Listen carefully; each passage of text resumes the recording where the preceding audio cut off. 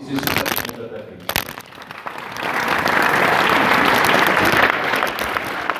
Et en plus, c'est bien que mon ennemi. Voilà. Bon, bonsoir toutes à tous. Alors, ça doit faire, moi, je ne sais plus, la 110e réunion que je fais.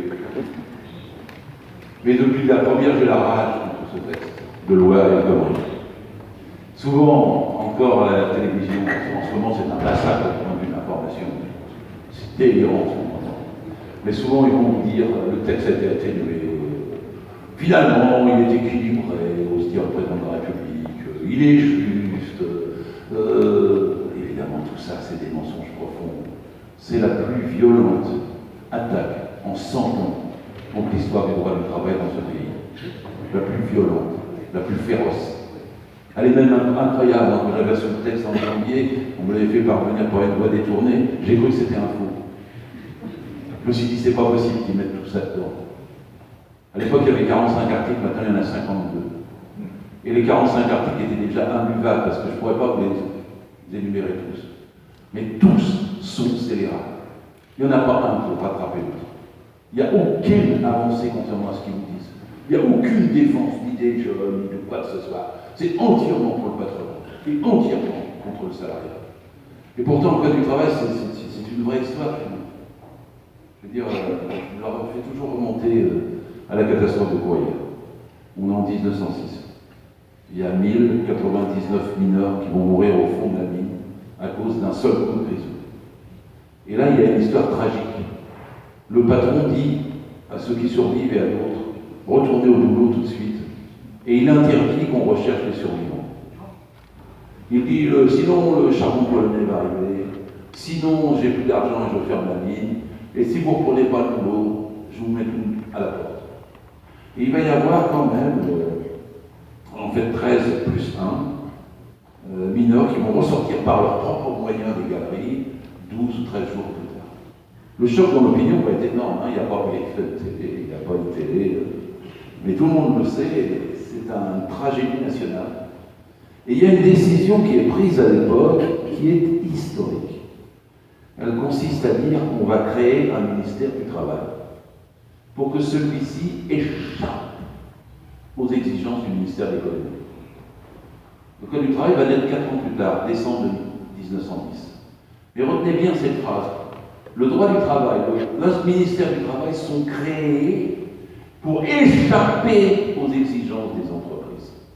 Pour que plus jamais un patron dise, au nom de la rentabilité, la pénibilité, la compétitivité, etc., je vous méprise, je ne prends pas les protections de sécurité qui sont nécessaires, je n'écoute pas les droits des femmes et des hommes qui travaillent au nom de la compétitivité et de la concurrence. C'est à cause de ça qu'à l'origine, on a un droit puis un code du travail. Et c'est pour ça que c'est si décisif que ça, ce que nous sommes en train de vivre.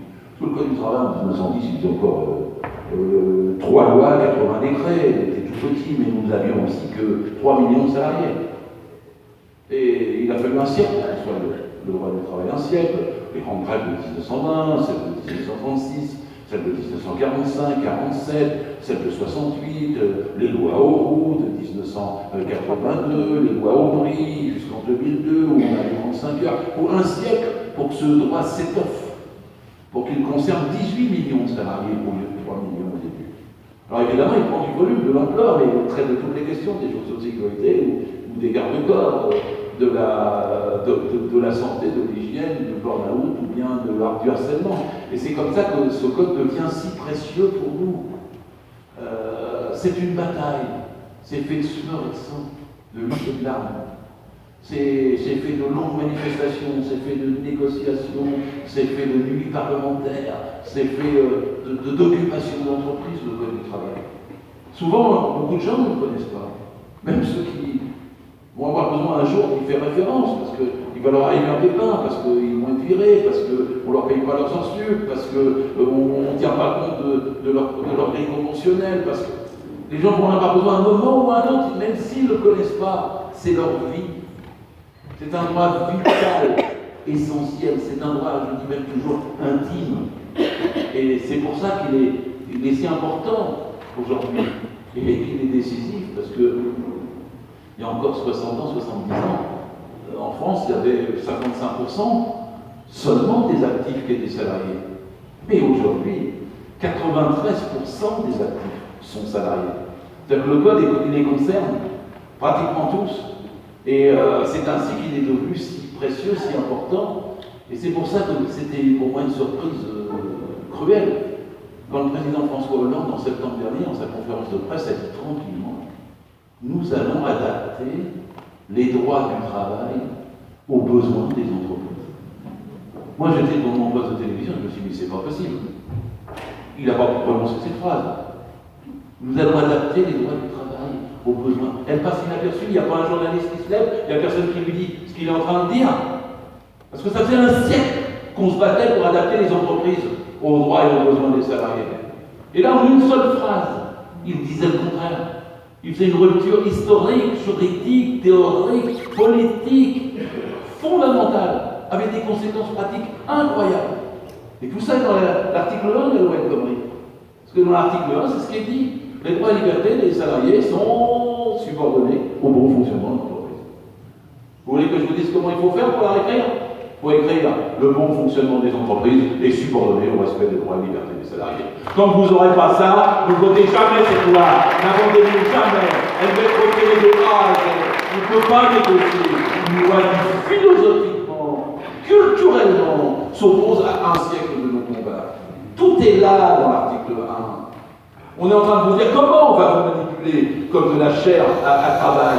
Comment on va vous ôter les principes mêmes qui font vos lois. Ça, c'est le premier point. Après, je vais dire deux trois choses avant de rentrer sur la loi El Khomri. J'ai mis un petit peu de temps pour parler, mais pas trop. D'abord, trois choses. L'histoire du code du travail, c'est l'histoire de la réduction du temps de travail. Tout le long. Ça commence avec le docteur Villarmet, je le cite toujours, en 1840. Il fait un rapport sur l'état physique et mental des ouvriers, des femmes et des enfants. Comme on disait à l'époque, on les fabrique. Et il a examiné ça dans 20 villes de France. Et il voit les gens et les femmes et les enfants mourir au travail. Ça 15h, 16h, 17h par jour. Et le bon docteur Villarmet, quand il termine son rapport, il dit « Il faut travailler moins. Pour la vie, pour la santé, pour la survie. » Et il va falloir 80 ans pour qu'on passe de la journée de 17 heures à la journée de 10 heures. Ça va rentrer vraiment dans les textes en 1919, 1840-1919. Et encore dans les textes, ça ne sera pas respecté. Et à l'époque, nos aînés se battent pour les 3-8, une formule qui est, je suis toujours fasciné par sa beauté. 8 heures de travail, 8 heures de loisir, 8 heures de sommeil. Le corps humain n'est pas sommélisable. Il n'est pas annualisable, il n'est pas mensualisable. Vous vivez à la journée, vos enfants, votre vie, votre loisir et votre sommeil sont nécessaires, y compris s'il y a une journée de 8 heures. Et c'est pour ça qu'il faut limiter le travail et organiser le travail pour que les humains qui travaillent puissent vivre. Et c'est ça la réduction d'abord de la journée. Puis c'est la réduction de la semaine. Et ça, vous connaissez par cœur ici. 1936, il y a 80 ans, jour pour jour quasiment, que démarraient les grèves à la TCOR ébréguées, et que le grand mouvement allait emporter les 40 heures. Et les 40 heures, il faut attendre 82 pour arriver aux 39 heures, et 2002 pour arriver aux 35 heures. C'est-à-dire 70 ans d'histoire. Et je dis toujours à tout le monde, ces 70 ans d'histoire, elles nous font faire 4 choses en même temps, pas seulement une. Premièrement, on produit plus tous en 70 ans, ça personne ne le discute. On ne sait même pas quel est compter le nombre de multiplications du produit intérieur brut. 5 fois, 6 fois, 7 fois multiplié entre 1936 et puis 2002, oui, probablement. On gagne plus, on ne sait pas compter non plus combien, 5 ou 6 fois plus, ou 7 fois plus entre 1936 et 2002. Et on double le nombre d'emplois. Parce qu'en 1936, il y avait 9,5 millions de salariés dans le privé. Et en 2002, il y en a 18 millions. Et ceci est très important comme argument pour nous tous. Parce que ça veut dire que tous les menteurs qui vous disent qu'il n'y a plus de travail, la technologie, l'informatique, c'est normal, vous n'y avez plus de boulot, c'est les machines, il y a tellement de progrès, il n'y a plus de travail pour tout le monde. Et c'est faux, c'est une immense connerie. Le travail est une comète en expansion infinie. Il y en a pour tout le monde, il suffit de le partager. Il y en a pour tout le monde. Et la preuve, c'est que l'informatique, ça fait combien? 20 ans, 30 ans, 40 ans, on a doublé, on est passé de 9 millions à 18 millions. On l'a fait. On l'a fait pendant 70 ans, les 4 choses. Travailler moins et gagner plus, produire plus et produire plus d'emplois. C'est drôlement important comme argument, parce que maintenant on est en train d'essayer de nous dire qu'il faut faire tourner la roue de l'histoire à l'envers et qu'il faut travailler plus et gagner moins. Et la loi de Cobry est en train de nous préparer des journées de 12 heures et des semaines de 60 heures.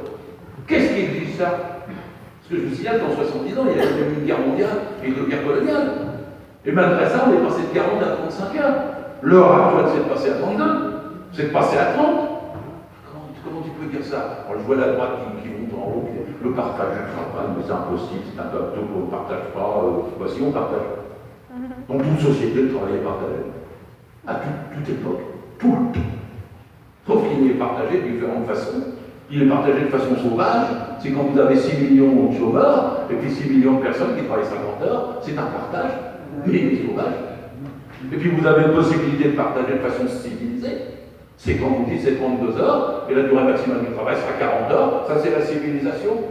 Les gens disent, oh, c'est pas possible, parce que dans les boîtes, ça ne peut pas se faire comme ça, puis mon travail, je ne peux pas le partager. C'est le nombre de gars qui disent, oh ben non, je ne vois pas comment je... Les cimetières sont pleins de cadres qui ne voulaient pas partager leur travail. Et finalement, il est partagé après leur mort. On doit pouvoir le faire de leur vivant. Et donc, en vérité, le travail, ça se partage forcément. Et ça s'organise, c'est la civilisation, c'est le développement social de partager le travail. Et c'est la barbarie à la Mad Max de dire on ne partage pas. Et dans une société où on a 6 millions de chômeurs, on est en train de vous proposer de travailler 12 heures par jour. Mais s'il y a du boulot pour 12 heures par jour, alors pourquoi il y a du chômage? Ça tient pas. C'est tellement imbécile, bien que ça traverse tous les médias. C'est-à-dire que quand vous dites ce que je suis en train de dire dans un média, vous me faites assommer. Mais eux, c'est des cornions. Parce que ne pas voir que sans partage du travail, on ne s'en sortira pas, c'est incroyable. Ça ne peut être que les financiers obscurantistes qui développent ça. Parce qu'en France, on a quoi? Le pays qui a le plus de naissances depuis l'an 2000. On est en plein boom démographique. Vous vous rappelez, en 1997-98, il y avait un rapport, le rapport Chardin, qui disait on n'aura pas assez d'enfants, de jeunes pour payer nos retraites. Ça aussi, c'est une belle bêtise. Il disait à l'époque, à partir du XXIe siècle, on aura 250 000, 300 000 naissances par an en France. En fait, on en a eu 850 000 tous les ans jusqu'à l'année dernière. Ce qui veut dire que sur le marché du travail, le bébé dans 2000, il a 18 ans, dans 2 ans. Il arrive, c'est 400 000 demandes d'emploi supplémentaires chaque année jusqu'en 2030. 400 000, en 10 ans, 4 millions de demandeurs d'emploi de plus. Si le travail n'est pas partagé, mais il y a 10 millions de chômeurs. Et cette société explose. On meurt tous entre ceux qui auront un boulot et ceux qui n'en auront pas et qui crèveront comme des chiens dans les rues. C'est exactement ça la société où on partage pas le travail. Et donc, où on le partage maintenant, ou bien on va à la catastrophe. Et on est déjà d'ailleurs à la catastrophe avec 6 millions de chômeurs. Parce que pour eux, c'est une abstraction, c'est un chiffre. Enfin, on a 9 millions de personnes en dessous de 900 € par mois. On a quand même un salaire médian qui est à 1670 €, c'est-à-dire 50% des salariés qui gagnent moins de ça. On a toute une misère qui fait que d'ailleurs l'économie ne marche pas parce que les inégalités se creusent et qu'en vérité, il n'y a pas de possibilité de donner de l'activité aux entreprises qui rendront bien une quelconque carnet de commandes. Il faut augmenter les salaires pour ça, il faut remettre les chômeurs au boulot. C'est la seule façon de se sortir de la prétendue crise dans laquelle ils nous enfoncent. Ça, c'est le premier point, le code du travail.